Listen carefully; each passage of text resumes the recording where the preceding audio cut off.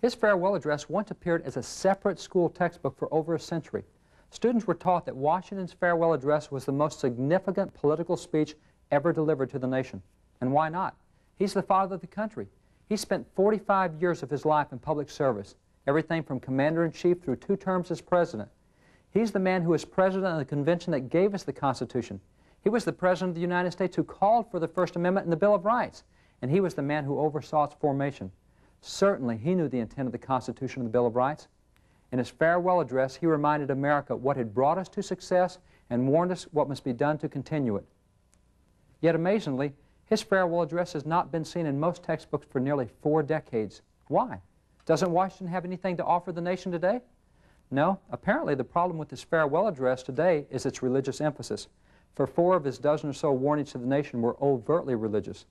It is interesting to note that in the last 5 years, his farewell address has begun to reappear in college textbooks, minus those 4 religious warnings. In his farewell address, Washington pointed out that the 2 foundations for political prosperity in America were religion and morality, and that no one could be called an American patriot who ever attempted to separate politics from its 2 foundations. Washington explained, of all the dispositions and habits which lead to political prosperity, religion and morality are indispensable supports. In vain would that man claim the tribute of patriotism who should labor to subvert these great pillars. Washington believed that if an individual attempted to separate religion and morality from politics, that he could not be called an American patriot. These type of statements we do not hear much anymore, but such were the statements of America's founders, the statements of America's history. Our founding fathers delivered to us a system of government which has enjoyed unprecedented success. We are now the world's longest ongoing constitutional republic, 200 years under the same document and under one form of government. That's an accomplishment unknown among contemporary nations.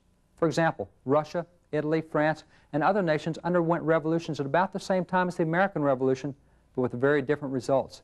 Consider France. In the last 200 years, it has gone through 7 completely different forms of government. Italy is now in its 51st, yet we're still in our first. Where then did our founders acquire the ideas that produced such longevity? Other nations certainly had access to what our founders utilized, yet evidently chose not to. From what sources did our founders choose their ideas?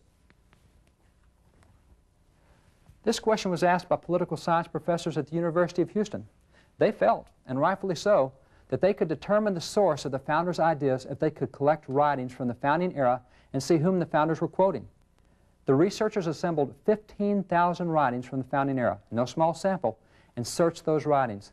That project spanned 10 years, but at the end of that time, the researchers had isolated 3,154 direct quotes made by the founders and had identified the source of those quotes. The researchers discovered that Baron Charles Montesquieu was the man quoted most often by the founding fathers, with 8.3% of the founders' quotes being taken from his writings. Sir William Blackstone was the second most quoted individual, with 7.9% of the founders' quotes, and John Locke was third with 2.9%.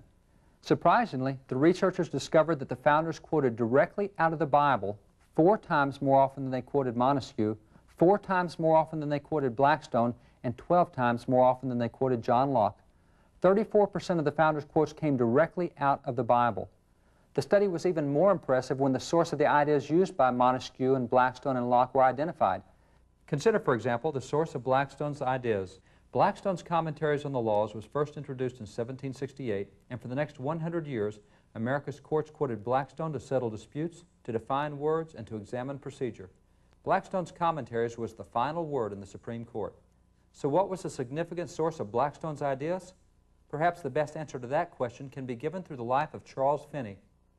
Charles Finney is known as a famous revivalist, minister, and preacher from one of America's greatest revivals, the Second Great Awakening in the early 1800s. Finney, in his autobiography, spoke of how he received his call to the ministry. He explained that having determined to become a lawyer, he, like all other law students at the time, commenced the study of Blackstone's Commentaries on Law. Finney noted that Blackstone's Commentaries not only provided the laws, it also provided the biblical concepts on which those laws were based. Finney explained that in the process of studying Blackstone's Commentaries, he read so much of the Bible that he became a Christian and received his call to the ministry. Finney's personal life story clearly identifies a major source of Blackstone's ideas for law. So while 34% of the founders' quotes came directly out of the Bible, many of their quotes were taken from men, like Blackstone, who had used the Bible to arrive at their own conclusions. Numerous components of our current government can be shown through these early writings to have their source in biblical concepts. For example, the concept for the three branches of government can be found in Isaiah 33:22. The logic for the separation of powers was based on Jeremiah 17:9. The basis of tax exemptions for churches was found in Ezra 7:24, and many other examples. This biblical heritage was so well understood during the early years of the nation, and the writings of the numerous founding fathers were so well known, that in later years the Supreme Court ruled in the founders' intention, keeping biblical principles as the basis. For example, notice this ruling by the U.S. Supreme Court in 1892. The court said, "No purpose of action against religion can be imputed to any legislation, state or national, because this is a religious people. This is a Christian nation." What would lead the court to conclude that we are a Christian nation? This case was not long, only 16 pages in the court records, but the court provided 87 different historical precedents to support its conclusions. The court quoted the founding fathers, the acts of the founding fathers, the acts of the Congresses, the acts of the state governments, and so on. At the end of 87 precedents, the court explained that it could continue to cite many additional precedents, but that certainly 87 were sufficient to conclude that we were a Christian nation. Keep in mind that the court provided 87 precedents in this case. This is important because the courts based their decision on precedents. To the court, it is important to go back and examine both history and rulings from previous cases so that the court can continue to be consistent in its present rulings. We'll return to the importance of precedents a little later. In 1844, a school in Philadelphia announced that it would teach its students morality, but not religion. It believed that it didn't need Christianity in the Bible, that it could teach morality without them. Sounds just like schools today. This policy, among others, caused this case to come before the U.S. Supreme Court. Some of the justices on the court at this time had been appointed by James Madison. Notice what the Supreme Court told that school. "Why may not the Bible, and especially the New Testament, be read and taught as a divine revelation in the schools, its general precepts expounded and its glorious principles of morality inculcated?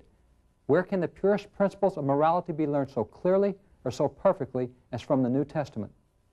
The Supreme Court of the United States ruled that schools would teach Christianity in the Bible, the source of morality. Today we hear just the opposite.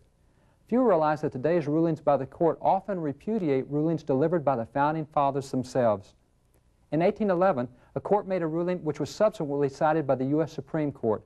That court declared, "Whatever strikes at the root of Christianity tends manifestly to the dissolution of civil government." Although this case dealt with a man who went into a profanity fit, profanity wasn't the problem. It was the intent of his profanity. For it had not been a moment of anger or a temporary loss of control, but it was a deliberate and a planned act. He had even taken the time to write it out and distribute it.